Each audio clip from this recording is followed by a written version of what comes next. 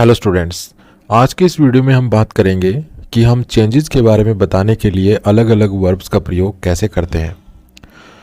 तो देखिए, जब भी हम किसी प्रकार के चेंज के बारे में अगर बताना चाहते हैं तो हम इन वर्ब्स का प्रयोग करते हैं, जैसे बिकम, गेट, गो, ग्रो और टर्न। ठीक है, तो जब भी हमें किसी प्रकार के अगर चेंज के बारे में बताना है सेंटेंस के माध्यम से, तो उस सेंटेंस में हम बिकम, गेट, गो, ग्रो और टर्न इन वर्ब्स में से किसी एक वर्ब का प्रयोग करके हम चेंज के बारे में बता सकते हैं। लेकिन इनके प्रयोग में अंतर होता है। ठीक है, ऐसा नहीं है कि हम भाई बिकम की जगह गेट का प्रयोग कर दिया, गेट की जगह गो का प्रयोग कर दिया या ग्रो का प्रयोग कर दिया। मतलब हम अपनी मन मर्जी से इन वर्ब्स में से किसी का प्रयोग नहीं कर सकते। इनका जब हम प्रयोग करते हैं किसी चेंज के बारे में बताने के लिए, तो हमें काफ़ी चीज़ें ध्यान में रखनी पड़ती हैं, जो मैं आपको इस वीडियो में डिटेल से समझाने वाला हूँ। ठीक है, तो पहले तो आपको ये ध्यान रखना है कि जब भी हम किसी चेंज के बारे में बताते हैं, तो चाहे वो किसी की एटीट्यूड में चेंज हो, ठीक है, या किसी कलर में चेंज हो, ठीक है, तो किसी भी प्रकार के अगर आप चेंज के बारे में बताते हैं तो हम इन वर्ब्स में से किसी एक वर्ब का प्रयोग करेंगे। सबसे पहला पॉइंट तो ये है। दूसरा, इन वर्ब्स का जो प्रयोग करेंगे हम, तो वो इंटरचेंजेबल नहीं है। मतलब ऐसा नहीं है कि हम किसी भी वर्ब का प्रयोग जब चाहे तब कर दें, ऐसा नहीं है। कई बार क्या होता है कि हमें बिकम का ही प्रयोग करना पड़ता है, कई बार गेट का ही प्रयोग करना पड़ेगा, ठीक है, कई बार गो का, कई बार ग्रो का, कई बार टर्न का। लेकिन कई बार ऐसा होता है कि हम इनमें से एक दो वर्ब्स का प्रयोग आपस में जो है एक दूसरे की जगह कर सकते हैं। तो इस प्रकार से इनके प्रयोग में काफ़ी अंतर होता है, और यह अंतर जो है कुछ तो ग्रामर, कुछ मीनिंग्स और कुछ प्रयोग पर निर्भर करता है। ठीक है, तो आइए इनके बारे में अब डिटेल से पढ़ते हैं। सबसे पहले लेते हैं बिकम को। तो देखिए, जब भी हम किसी चेंज के बारे में बताने के लिए बिकम का प्रयोग करते हैं, तो इसका प्रयोग या तो एडजेक्टिव से पहले किया जाता है, ठीक है, या फिर किसी नाउन फ्रेज से पहले किया जाता है। जैसे एग्जाम्पल देखिए, it was becoming very dark. तो यहाँ पे देखिए बिकम का प्रयोग किया गया है और ये डार्क से पहले किया गया है। तो डार्क क्या है? एक एडजेक्टिव है। ठीक है, तो it was becoming very dark, तो डार्क यहाँ पे एक एडजेक्टिव है। तो इस सेंटेंस में एडजेक्टिव से पहले जो है बिकम का प्रयोग किया गया है और यहाँ पर एक चेंज का बोध हो रहा है। ठीक है, अगर हम कहते हैं it was becoming very dark, तो बहुत अंधेरा हो रहा था, मतलब एक परिवर्तन हो रहा था। ठीक है, उजाले से अंधेरे की तरफ एक परिवर्तन हो रहा था। तो यहाँ पर चेंज को दर्शाने के लिए बिकम का प्रयोग किया गया है। नेक्स्ट देखिए, he worked hard to become a pilot. तो यहाँ पर देखिए ए पायलट जो है ये एक नाउन फ्रेज है, यहाँ पे नाउन फ्रेज। तो यहाँ पर भी एक चेंज को दर्शाया गया, चेंज के बारे में बताया जा रहा है कि उसने पायलट बनने के लिए कड़ी मेहनत की। मतलब पहले वो पायलट नहीं था, फिर चेंज आया और वो पायलट बना। ठीक है, तो यहाँ पर भी देखिए बिकम का प्रयोग किया गया है एक चेंज के बारे में बताने के लिए। तो इस प्रकार से हम जो है किसी अगर चेंज के बारे में बताते हैं, तो एडजेक्टिव या नाउन फ्रेज से पहले हम जो है बिकम का प्रयोग इस तरह से करते हैं। लेकिन अगर हम किसी सिंगल डेलिबरेट एक्शन के बारे में बताते हैं, ठीक है, सिंगल डेलिबरेट एक्शन के बारे में अगर बताते हैं, तो हम वहाँ पे गेट का प्रयोग करते हैं, बिकम का प्रयोग नहीं करेंगे। जैसे ये सेंटेंस देखिए, ही गोट रेडी। अब यहाँ पर रेडी होना एक सिंगल डेलिबरेट एक्शन है, इसलिए यहाँ पर गेट का प्रयोग किया गया है, यहाँ पर हम बिकम का प्रयोग नहीं कर सकते हैं। नेक्स्ट है, हम इनफॉर्मल वे में गेट का प्रयोग एडजेक्टिव से पहले कर सकते हैं, लेकिन नाउन से पहले नहीं कर सकते। ठीक है, अगर हम गेट का प्रयोग करते हैं जो है एडजेक्टिव से पहले, तो ऐसा हम इनफॉर्मल तरीके से तो कर सकते हैं, इनफॉर्मल वे में तो कर सकते हैं। ठीक है, इनफॉर्मली तो हम कर सकते हैं, लेकिन नाउन से पहले जो है हम बिल्कुल भी नहीं करेंगे गेट का प्रयोग। ठीक है, तो कुछ एग्जांपल्स देखिए, it was becoming very dark. तो यहाँ पे देखिए बिकम का यूज़ किया गया एडजेक्टिव से पहले, क्योंकि जो डार्क है ये क्या है? ये एक एडजेक्टिव है। तो एडजेक्टिव से पहले बिकम का यूज़ किया गया, ये तो फॉर्मल है। ठीक है, ये तो हमने अभी थोड़ी देर पहले ये सेंटेंस देखा था। लेकिन अगर हम इसको ऐसे कहते हैं, it was getting very dark, तो यहाँ पर ये इनफॉर्मल प्रयोग है। ठीक है, यहाँ पर ये गेट का इनफॉर्मल प्रयोग हुआ है, क्योंकि हमने यहाँ पे चेंज को दर्शाने के लिए गेट का प्रयोग कर दिया है और जो है एडजेक्टिव से पहले किया है। तो यहाँ पर एडजेक्टिव से पहले गेट का प्रयोग जब आप करेंगे, तो ऐसा आप इनफॉर्मल वे में तो कर सकते हैं, लेकिन फॉर्मल वे में आपको बिकम का प्रयोग करना पड़ेगा।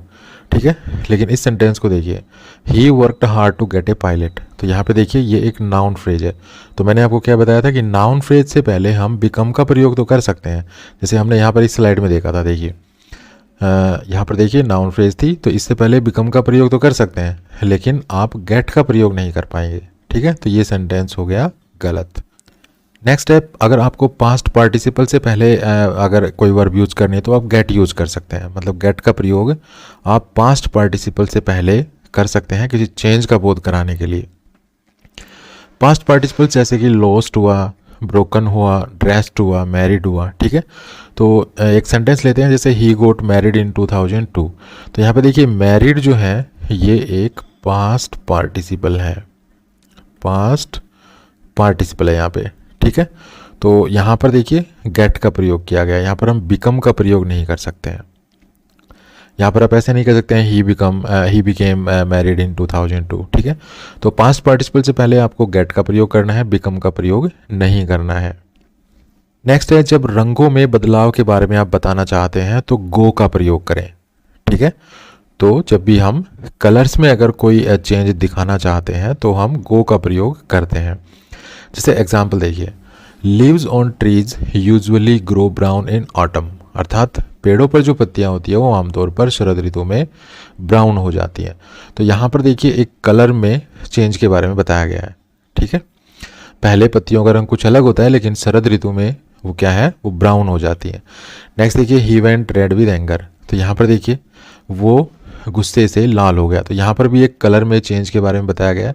तो जैसे यहाँ पे कलर में चेंज के बारे में बताया गया, तो यहाँ पे देखिए गो का प्रयोग किया गया था। ठीक है, तो यहाँ पर भी एक कलर में आए बदलाव के बारे में बताया जा रहा है, तो देखिए गो की सेकंड फॉर्म का प्रयोग किया गया है। इसका मतलब क्या है, वह गुस्से से लाल हो गया।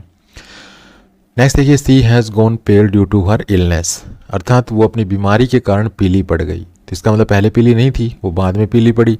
तो यहाँ पर देखिए एक कलर में आए बदलाव के बारे में बताने के लिए यहाँ पर गो की थर्ड फॉर्म का प्रयोग किया गया है। नेक्स्ट देखिए, he went blue with cold, वह ठंड से नीला पड़ गया। ठीक है, तो यहाँ पर भी एक कलर में आए बदलाव का जो है यहाँ पर बोध हो रहा है। यहाँ पर भाई हम जो है एक कलर में आए चेंज के बारे में बता रहे हैं कि भाई वो नीला पड़ गया। तो पहले नीला नहीं था, वो ठंड से नीला पड़ा। तो यहाँ पर एक बदलाव आया। किस में बदलाव आया, कलर में बदलाव आया। तो यहाँ पर भी जो है फर्स्ट सेंटेंस में जो पेड़ हैं उनके पत्तियों के कलर में बदलाव आने के बारे में बताया जा रहा है। यहाँ पर उसके चेहरे के रंग में आए बदलाव के बारे में बताया जा रहा है। यहाँ पर भी जो है बीमारी के कारण क्योंकि वो पीला पड़ गया, तो इसमें भी यहाँ पर भी जो है एक कलर में आए बदलाव के बारे में बताया जा रहा है, और यहाँ पर भी एक कलर में आए बदलाव के बारे में बताया जा रहा है। तो इस प्रकार से जब भी हम किसी कलर में आए बदलाव के बारे में बताते हैं तो हम गो वर्ब का प्रयोग करते हैं। तो यहाँ पर आप देख रहे हैं सभी जगह यहाँ पर गो वर्ब का प्रयोग किया गया है। ठीक है, देखिए गो की सेकंड फॉर्म, यहाँ पे गो की थर्ड फॉर्म, यहाँ पे गो की सेकंड फॉर्म। तो इस प्रकार से जब आप कलर में आए बदलाव के बारे में बताना चाहते हैं तो आप वहाँ पे गो का प्रयोग करें। इसके साथ ही आपको एक बात और ध्यान रखनी है, वो ये है कि अगर आप जो है कलर में आए बदलाव के बारे में अगर बताना चाहते हैं, लेकिन वो बदलाव अगर स्लो बदलाव है, मतलब स्लो चेंज है या कोई ग्रेजुअल चेंज है। ठीक है, ग्रेजुअल चेंज का मतलब कोई चेंज हो रहा है लेकिन वो धीरे धीरे हो रहा है। तो अगर ऐसे कलर में आए बदलाव के बारे में अगर आप बताना चाहते हैं तो आप गो के साथ साथ टर्न का प्रयोग भी कर सकते हैं। ठीक है, और ग्रो का प्रयोग भी कर सकते हैं। तो जब भी आप कलर्स में आए स्लो या ग्रेजुअल चेंज के बारे में बताना चाहते हैं तो आप ये तीन वर्ब्स का प्रयोग कर सकते हैं, टर्न का, गो का और ग्रो का।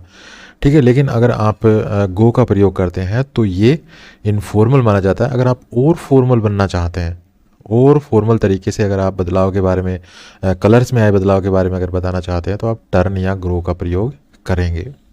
नेक्स्ट है, अगर आप चेंजेस फॉर द वर्स, अर्थात बुरे से संबंधित कोई बदलाव के संदर्भ में अगर आप किसी वर्ब का प्रयोग करना चाहते हैं तो हम गो का प्रयोग करते हैं। ठीक है, जैसे अगर आपको कहना है कि वह पागल हो गया, ठीक है, तो आप क्या कहेंगे, ही वेंट मैड। इसके अलावा आप कह सकते हैं जैसे ही वेंट ब्लाइंड, मतलब वो अंधा हो गया, वो बहरा हो गया को अगर आप लिखते हैं तो आप कहेंगे ही वेंट डीफ। तो यहाँ पर जो है एक सिचुएशन में बदलाव आ रहा है, और वो सिचुएशन क्या है, वो अच्छी से बुरी हो रही है। ठीक है, वो बुरे की तरफ जो है वो बदलाव हो रहा है। तो अगर आप किसी ऐसे चेंज के बारे में बताना चाहते हैं जो बुरे की तरफ हो रहा है, मतलब सिचुएशंस पहले की अपेक्षा ज़्यादा बुरी हो रही हैं, तो ऐसे में अगर आप जो है किसी वर्ब का प्रयोग करना चाहते हैं, ऐसे चेंज के बारे में किसी वर्ब का प्रयोग करना चाहते हैं तो आप किस वर्ब का प्रयोग करेंगे, गो का। जैसे यहाँ पे बताया जा रहा है वो पागल हो गया, तो पागल होना कोई अच्छी चीज़ तो नहीं है, ठीक है। यहाँ पर एक बदलाव हुआ कि वो पागल हो गया, तो पहले पागल नहीं था, बाद में पागल हुआ। तो यहाँ पर एक जो है एक ऐसी सिचुएशन में बदलाव किया जा रहा है जो बुरी है, मतलब जो बदतर है। तो यहाँ पर हम गो का प्रयोग करेंगे, जैसे ही वेंट मैड, इसी प्रकार से वो अंधा हो गया, ये भी एक बुरा बदलाव है, तो यहाँ पर गो का प्रयोग किया गया है। नेक्स्ट देखिए ही वेंट डीफ, वो बहरा हो गया, तो यहाँ पर भी एक बुरा बदलाव है। नेक्स्ट देखिए वो गंजा हो गया, तो ही वेंट बर्ड, ठीक है। नेक्स्ट है उसके जो बाल हैं वो ग्रे हो गए, तो हिज हेयर वेंट ग्रे। तो उसके बाद है जो घोड़ा है वो लंगड़ा हो गया, तो इसका मतलब हम क्या कहेंगे यहाँ पे, द हॉर्स वेंट लेम।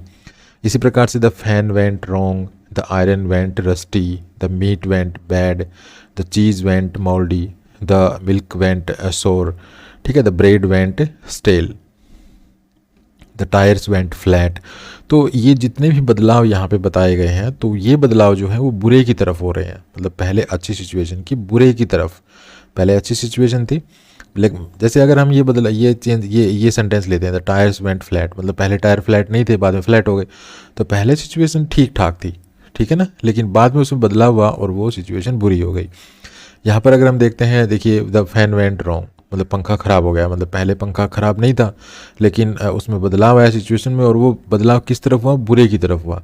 तो इस तरह से हम अगर बदलाव आ रहा है सिचुएशन में, और वो जो सिचुएशन है वो पहले की अपेक्षा जो है ज़्यादा ख़राब हो रही है, तो अगर ऐसे किसी बदलाव के बारे में बताना चाहते हैं तो हम गो का प्रयोग करेंगे।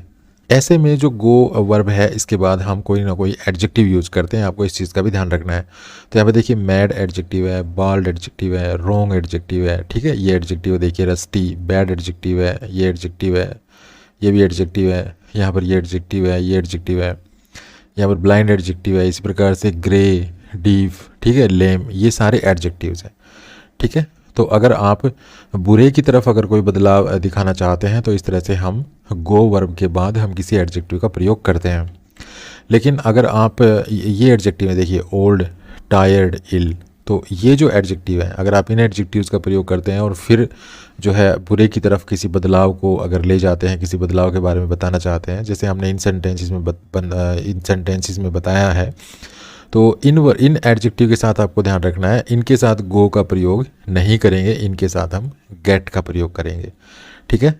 जैसे अगर हम कहते हैं वो थक गई, तो मतलब पहले थकी हुई नहीं थी, ये बदलाव भी जो है बुरे की तरफ ही हो रहा है, भाई थकना जो है वो एक बुरी सिचुएशन की ओर बदलाव है।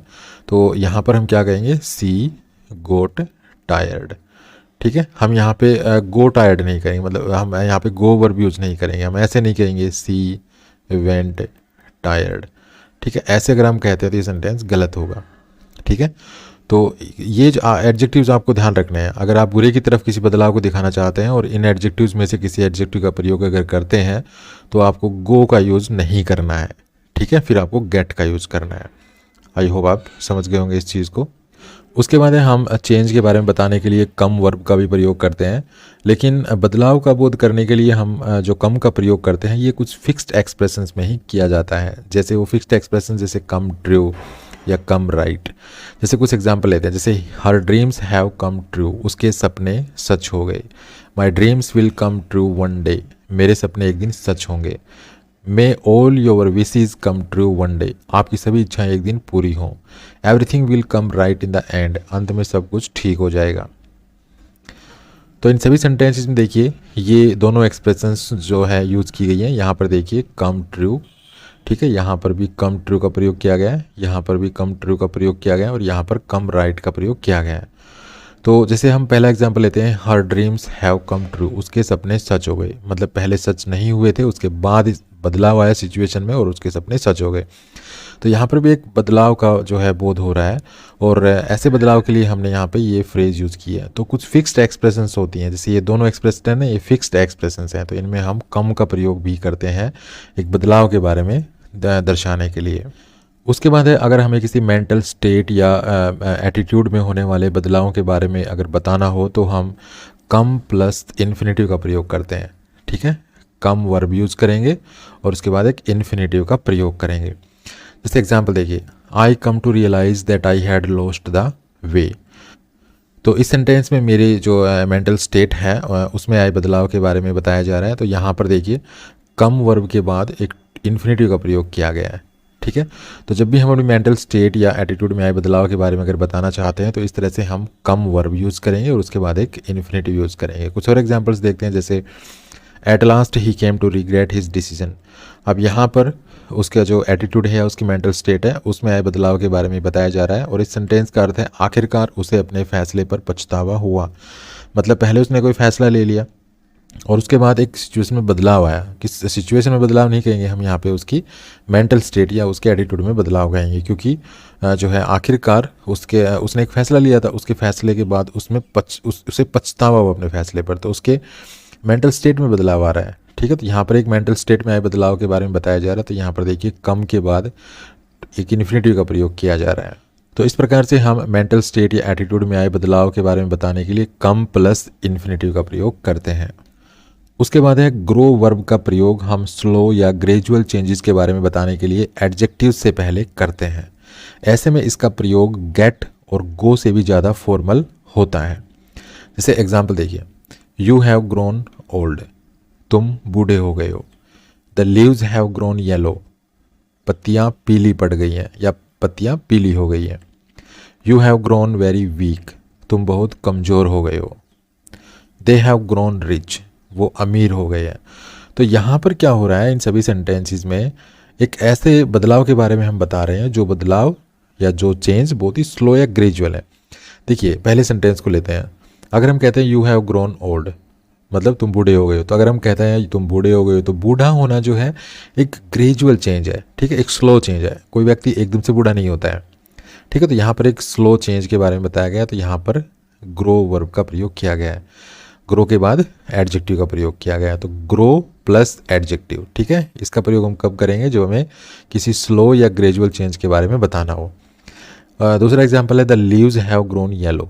तो जो पत्तियां होती हैं किसी भी पेड़ की, वो भी जो पीली पड़ती हैं उनके कलर में बदलाव आता है, तो वो भी धीरे धीरे होता है, एकदम से जो है पत्तियां पीली नहीं हो सकती हैं, ठीक है। तो यहाँ पर भी एक स्लो या ग्रेजुअल चेंज के बारे में बताया जा रहा है, तो यहाँ पर भी देखिए ग्रो वर्ब का प्रयोग किया गया है। नेक्स्ट है you have grown very weak. तो कोई व्यक्ति है अगर वो कमज़ोर हो गया है, तो वो कमज़ोर भी जो है एक दिन में नहीं होता है। ऐसा नहीं है कि पहले दिन हट्टा कट्टा होगा और नेक्स्ट डे बिल्कुल कमज़ोर मिलेगा। ये जो किसी के शरीर में जो है कमज़ोरी आना या किसी व्यक्ति का शरीर कमज़ोर होना या शारीरिक रूप से कोई व्यक्ति कमज़ोर जब होता है, तो वो जो बदलाव होता है वो एक स्लो बदलाव होता है, मतलब बहुत ही जो बदलाव होता है वो धीरे धीरे होता है, वो ग्रेजुअल चेंज होता है। तो यहाँ पर भी ग्रो वर्ब का प्रयोग किया गया है। नेक्स्ट है दे हैव ग्रोन रिच। तो कोई भी व्यक्ति अगर मान लीजिए अमीर होता है, तो वो भी धीरे धीरे अमीर होता है, मेहनत करता है, पैसे कमाता है, फिर धीरे धीरे उसमें अमीरी आती है। तो ये भी एक ग्रेजुअल चेंज है, यहाँ पर भी ग्रो वर्ब का प्रयोग किया गया है। तो इस प्रकार से अगर हमें किसी स्लो या ग्रेजुअल चेंज के बारे में बताना है तो हम ग्रो वर्ब का प्रयोग करते हैं, लेकिन ऐसे में इसका प्रयोग गेट और गो से भी ज़्यादा फॉर्मल होता है, ठीक है। नेक्स्ट है अगर हमें एटीट्यूड में आए स्लो चेंज के बारे में बताना है तो हम ग्रो प्लस इन्फिनेटिव का प्रयोग करते हैं। देखिए अभी हमने यहाँ पे देखिए यहाँ इस स्लाइड में हमने पढ़ा था कि अगर हमें किसी मेंटल स्टेट या एटीट्यूड के बारे में अगर बताना है तो हम कम प्लस इन्फिनेटिव का प्रयोग करते हैं, ठीक है। तो यहाँ पर तो देखिए हम इस सेंटेंस में बता रहे हैं मुझे ऐसा हुआ कि मैं रास्ता भटक गया हूँ, तो यहाँ पर एक स्लो चेंज नहीं है यहाँ पे, ठीक है, यहाँ पर एक फास्ट चेंज है। अगर आप कहीं जा रहे हैं और रास्ता भटक जाते हैं और आपको ये एहसास होता है कि आप रास्ता भटक गए, तो ये एक चेंज आया आपके एटीट्यूड में, ठीक है, आपके मेंटल स्टेट में चेंज आया, लेकिन ये चेंज जो है एक फास्ट चेंज है, एकदम से चेंज आया, एकदम से आपको एहसास हुआ कि आप रास्ता भटक गए हैं, ठीक है। इसी तरह से अगर आप कोई फ़ैसला लेते हैं और थोड़ी देर बाद आपको पता चलता है कि भई आपका लिया गया फ़ैसला जो है वो सही नहीं था, तो यहाँ पर भी एक आपके जो है एटीट्यूड या मेंटल स्टेट में जो बदलाव आया एक फास्ट है, स्लो चेंज नहीं है। लेकिन अगर आप मेंटल स्टेट या एटीट्यूड में आए किसी स्लो चेंज के बारे में बताना चाहते हैं तो यहाँ पर आप कम प्लस इन्फिनेटिव के प्रयोग की जगह आप क्या यूज़ करेंगे, ग्रो प्लस इन्फिनेटिव। जैसे एग्जाम्पल देखिए, he grew to accept his stepmother but he never grew to love her, ठीक है, मतलब उसने अपनी स्टेप मदर को एक्सेप्ट करना शुरू तो कर दिया, लेकिन जो है उसने उसको प्यार करना जो है कभी शुरू नहीं किया, मतलब उसके अंदर प्यार नहीं पनपा कभी भी उसकी माँ के प्रति। तो यहाँ पर जो है एक एटीट्यूड में परिवर्तन की बात की जा रही है, ही के जो है एटीट्यूड है उसमें आए बदलाव के बारे में बताया जा रहा है, लेकिन ये जो बदलाव है ये बहुत ही स्लो बदलाव है, ठीक है, बहुत ही स्लो चेंज है। तो यहाँ पर जो है हम यहाँ पर देखिए ग्रो प्लस इन्फिनेटिव का प्रयोग करेंगे। तो अगर आप किसी व्यक्ति के एटीट्यूड या मेंटल स्टेट में आए अगर किसी स्लो चेंज के बारे में बताना चाहते हैं तो आप ग्रो प्लस इन्फिनेटिव का प्रयोग करेंगे। लेकिन आप अगर किसी पर्सन के अगर मेंटल स्टेट या एटीट्यूड में आए फास्ट चेंज के बारे में बताना चाहते हैं तो आप वहाँ पे कम प्लस इन्फिनेटिव का प्रयोग करेंगे। ठीक है, कम प्लस इन्फिनेटिव जो हमें अभी थोड़ी देर पहले सीखा है। उसके बाद हम चेंज के बारे में बताने के लिए टर्न वर्ब का प्रयोग भी करते हैं। तो टर्न वर्ब का प्रयोग हम कब करेंगे? तो टर्न का प्रयोग हम किसी स्टेट, ठीक है, टर्न वर्ब का प्रयोग हम किसी स्टेट या अवस्था, स्टेट को क्या कहते हैं? अवस्था। यहाँ पर स्टेट से मेरा मतलब है अवस्था। तो टर्न का प्रयोग हम किसी स्टेट अर्थात अवस्था में हुए विजिबल, ठीक है, विजिबल या स्ट्राइकिंग चेंज के बारे में बताने के लिए करते हैं। इसका प्रयोग ज़्यादातर कलर वर्ड से पहले किया जाता है। किससे पहले किया जाएगा? कलर वर्ड से पहले। जैसे एग्जांपल देखिए, व्हेन आई रिफ्यूज टू पे ही टर्न नेस्टी। इसका मतलब क्या हुआ? जब मैंने पैसे देने से इनकार कर दिया तो वह बुरा व्यवहार करने लगा। तो यहाँ पर इस सेंटेंस में क्या बताया जा रहा है? यहाँ पर एक चेंज के बारे में बताया जा रहा है। भाई जब मैंने उसको पैसे देने से इनकार कर दिया तो वह बुरा व्यवहार करने लगा। तो यहाँ पर एक चेंज के बारे में बताया जा रहा है। भाई जब मैंने उसको पैसे नहीं दिए थे तो उसका व्यवहार अच्छा था, जब मैंने उसको पैसे देने से इनकार ही कर दिया तो उसका जो व्यवहार है वो बदल गया। तो यहाँ पर व्यवहार में जो बदलाव आता है वो एक विजिबल चेंज होता है। ठीक है, हम उस चेंज को देख सकते हैं। तो यहाँ पर एक विजिबल चेंज के बारे में बताया जा रहा है। तो यहाँ पर देखिए टर्न वर्ब का प्रयोग किया गया है। टर्न के बाद यहाँ पे एडजेक्टिव है। नेक्स्ट देखिए, she turn pale and started to shiver. वह पीली पड़ गई और कांपने लगी। तो जब भी कोई पर्सन अगर पीला पड़ जाए और वो कांपने लगे, ठीक है, तो कांपने लगे तो वहाँ पे ये भी एक जो है विजिबल चेंज है। इस चेंज को भी हम देख सकते हैं। मतलब विजिबल और स्ट्राइकिंग चेंजेस क्या होते हैं? जिन चेंजेस को हम देख सकें। ठीक है, तो अगर कोई पर्सन अगर कांप रहा है, पीला पड़ रहा है तो हम उसको देख सकते हैं। तो ये भी एक विजिबल चेंज है। तो यहाँ पे देखिए टर्न वर्ब का प्रयोग किया गया है और यहाँ पर ये एडजेक्टिव है। नेक्स्ट देखिए, इवेंचुअली देयर रिलेशनशिप टर्न सोर। आखिरकार उनके रिश्ते में खटास आ गई। तो अगर किसी पर्सन के रिश्ते में अगर खटास आती है तो उसको भी हम देख सकते हैं। ये भी एक विजिबल चेंज होता है। तो यहाँ पर भी देखिए टर्न वर्ब का प्रयोग किया गया है और उसके बाद एडजेक्टिव है। तो इस प्रकार से हम अगर किसी स्टेट या अवस्था में अगर कोई स्ट्राइकिंग या विजिबल चेंज की बात कर रहे हैं तो वहाँ पर हम टर्न वर्ब का प्रयोग इस तरह से करते हैं। ठीक है, और ज़्यादातर इनका प्रयोग कलर वर्ड्स से पहले किया जाता है। लेकिन हमेशा ही कलर वर्ड्स हैं उनसे पहले, ऐसा नहीं है कि कलर वर्ड से पहले इनका प्रयोग किया जाएगा। जैसे यहाँ पर देखिए नेस्टी को कलर वर्ड नहीं है। ठीक है, यहाँ पर ये कलर वर्ड है और यहाँ पर ये भी जो है कलर वर्ड नहीं है। तो मोस्टली कलर वर्ड से पहले किया जाता है। लेकिन ऐसा नहीं है कि आप यही मान के चलें कि भाई कलर वर्ड होगा तभी आप इसका यूज़ करेंगे, ऐसा नहीं है। आप जो है अगर किसी ऐसे चेंज के बारे में बता रहे हैं जो विजिबल है या स्ट्राइकिंग चेंज है तो आप टर्न वर्ब का प्रयोग करके उसके बाद कोई भी एडजेक्टिव आप रख सकते हैं। एक और एग्जांपल लेते हैं, जैसे the whole school room turn solemn. मतलब सारा जो स्कूल रूम है वो बहुत ही सीरियस हो गया, गंभीर हो गया। तो यहाँ पर जो है एक ऐसे चेंज के बारे में बताया जा रहा है जो एक विजिबल चेंज है। मतलब जब भी मान लीजिए कोई क्लासरूम है और क्लासरूम में आप जाते हैं और एकदम से अगर उस क्लासरूम का माहौल बदल जाता है तो ये चेंज आया और ये एक विजिबल चेंज होगा। तो यहाँ पर भी हम टर्न का प्रयोग करेंगे।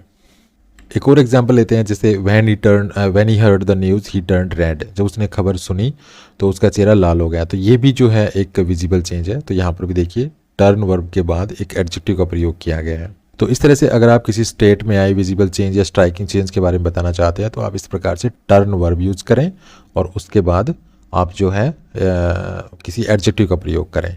तो इस तरह से आप स्ट्राइकिंग या विजिबल चेंज के बारे में आप बता सकते हैं टर्न वर्ब की मदद से। उसके बाद किसी की उम्र में आए बदलाव के बारे में बताने के लिए हम टर्न का प्रयोग करते हैं। मतलब टर्न वर्ब का ही प्रयोग करेंगे और उसके बाद किसी नंबर का प्रयोग करेंगे। ठीक है, जैसे आई टर्न 40 लास्ट वीक। पिछले सप्ताह में 40 का हो गया। तो यहाँ पर मैं अपनी उम्र में आए बदलाव के बारे में बता रहा हूँ और यहाँ पर मैंने टर्न वर्ब यूज़ की और टर्न के बाद देखिए एक नंबर यूज़ किया है। ठीक है, तो आप टर्न वर्ब के बाद नंबर यूज़ करके आप इस तरह से अपने उम्र में आए बदलाव के बारे में बता सकते हैं।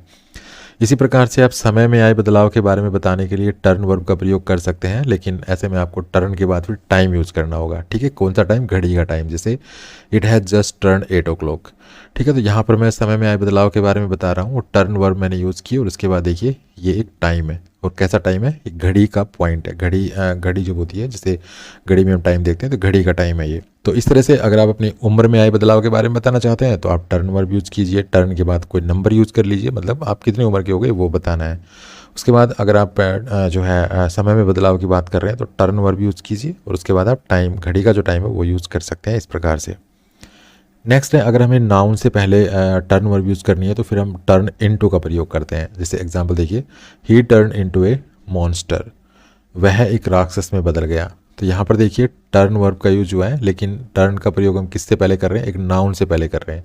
ये जो मॉन्स्टर है ये एक नाउन होता है, तो नाउन से पहले अगर आप टर्न वर्ब यूज़ करेंगे तो आपको इनटू जो प्रीपोजिशन है इसका प्रयोग करना होगा। नेक्स्ट है, the frog turn into A Prince, जो मेंढक है वो एक राजकुमार में बदल गया, राजकुमार बन गया। तो यहाँ पर भी देखिए टर्न वर्ब यूज़ किया, एक नाउन से पहले हम इसको यूज़ कर रहे हैं। तो ये प्रिंस जो है ये एक नाउन है, ठीक है, नाउन फ्रेज है, और इससे पहले आप टर्न वर्ब यूज़ कर रहे हैं तो ये इनटू का प्रयोग आपको करना पड़ेगा। तो इस चीज़ को आपको ध्यान रखना है। उसके बाद मटेरियल से पहले हम टर्न टू या टर्न इनटू में से किसी का भी प्रयोग कर सकते हैं। जैसे एवरीथिंग टर्न्ड टू या everything turned into gold. Next देखिए, he stood there as if he turn into या ही टर्न टू स्टोन। तो यहाँ पे जो गोल्ड है ये एक मटेरियल है, स्टोन है ये भी एक मटेरियल है, ठीक है। तो इनसे पहले देखिए टर्न टू भी आप यूज़ कर सकते हैं, टर्न इनटू भी आप यूज़ कर सकते हैं। तो इस प्रकार अगर आप मटेरियल से पहले अगर टर्न वर्ब यूज़ कर रहे हैं तो टर्न टू या टर्न इनटू में से किसी का भी प्रयोग कर सकते हैं। उसके बाद है, जब हमें किसी ऑक्यूपेशन, रिलीजियन या पॉलिटिक्स में आए बदलाव की बात करनी है तो हम टर्न के साथ नाउन का प्रयोग बिना किसी प्रीपोजिशन के करते हैं। जैसे after the war many people were forced to turn Muslim. तो यहाँ पर एक धर्म में आए बदलाव के बारे में बताया जा रहा है और टर्न वर्ब का प्रयोग किया जा रहा है।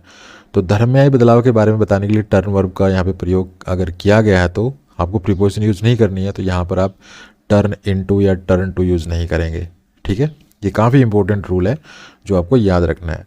तो इसका हिंदी मीनिंग क्या होगा कि युद्ध के बाद कई लोगों को मुस्लिम बनने के लिए मजबूर किया गया। नेक्स्ट सेंटेंस है, before turning painter he worked in A school for 10 years. Painter बनने से पहले जो है उसने 10 साल तक एक स्कूल में काम किया। तो यहाँ पर जो है ऑक्यूपेशन में बदलाव आने की बात की गई है, ठीक है। पहले वो कुछ और, उसका ऑक्यूपेशन कुछ और होगा, बाद में फिर वो पेंटर बना, और पेंटर बनने से पहले वो 10 साल तक स्कूल में काम करता था। तो यहाँ पर ऑक्यूपेशन में आए बदलाव की बात की जा रही है और टर्न वर्ब का यूज़ किया गया है। तो टर्न और इस ऑक्यूपेशन जो ऑक्यूपेशन के लिए हमने जो वर्ड यूज़ किया है इसके बीच में कोई प्रीपोजिशन आपको नहीं लगानी है।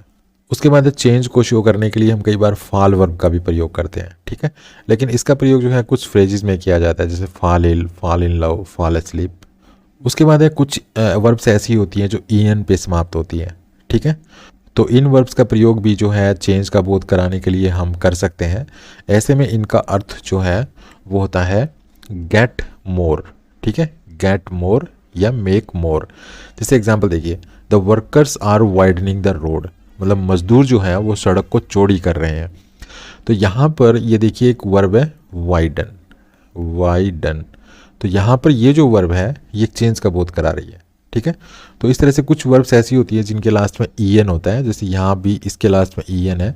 तो कुछ ईएन पे समाप्त हुई वर्ब जो है अपने आप किसी बदलाव के बारे में हमें बता देती है। तो बदलाव के बारे में बताने के लिए हम कुछ ऐसी वर्ब्स का भी यूज़ कर सकते हैं जिनके लास्ट में ईएन आता है। और एग्जाम्पल देखते हैं, जैसे द स्मोक थिकन्ड रैपिडली, मतलब धुआं तेजी से गाढ़ा हो गया। मतलब यहाँ पर भी एक बदलाव की बात की जा रही है, लेकिन एक वर्ब ही यूज हमने कर दी है जो बदलाव के बारे में अपने आप बता रही है। ये भी यहाँ पर एक ऐसी वर्ब है जिसके लास्ट में जो है ईएन आता है, ठीक। तो थिकन मीन्स क्या होता है, गाढ़ा होना। तो यहाँ पर देखिए लास्ट में ईएन आ रहा है। नेक्स्ट देखिए, his eyes brightened when he saw me enter the room. जब उसने मुझे कमरे में प्रवेश करते हुए देखा तो उसकी आंखें चमक उठी। तो यहाँ पर भी एक बदलाव आया, और बदलाव को कौन बता रहा है, ये एक ऐसी वर्ब बता रही है जिसके लास्ट में ईएन आता है। तो ब्राइटन, ब्राइटन, तो ये एक ऐसी वर्ब है जिसके लास्ट में ईएन आया। तो इस प्रकार से हम बदलाव के बारे में बताने के लिए कुछ वर्ब्स का प्रयोग करते हैं जिनके लास्ट में ईएन आता है। कई बार ऐसा होता है कि हम किसी बदलाव के बारे में नहीं बताना चाहते हैं। तो जब हम किसी बदलाव का बोध नहीं करवाना चाहते हो तो हम कुछ वर्ब्स का यूज़ करते हैं, और वो वर्ब्स हैं स्टे, रिमेन या कीप, ठीक है। ऐसे में इनका प्रयोग एडजेक्टिव से पहले किया जाता है। जैसे he stayed young and fit for many years, मतलब वो कई सालों तक जो है यंग और फिट रहा। तो यहाँ पर हम किसी बदलाव की बात नहीं कर रहे हैं, ठीक है। यहाँ पर हम किस स्टेबिलिटी की बात कर रहे हैं कि वो कई सालों तक कैसा रहा, यंग रहा और फिट रहा। तो यहाँ पर देखिए स्टे वर्ब का यूज़ किया गया है। नेक्स्ट देखिए, ही रिमेंड साइलेंट, वो साइलेंट रहा। तो यहाँ पर भी हम किसी बदलाव की बात नहीं कर रहे हैं, यहाँ पर भी हम एक ऐसी सिचुएशन की बात कर रहे हैं जो स्टेबल है। तो यहाँ पर देखिए हमने रिमेन वर्ब का यूज़ किया, ठीक है।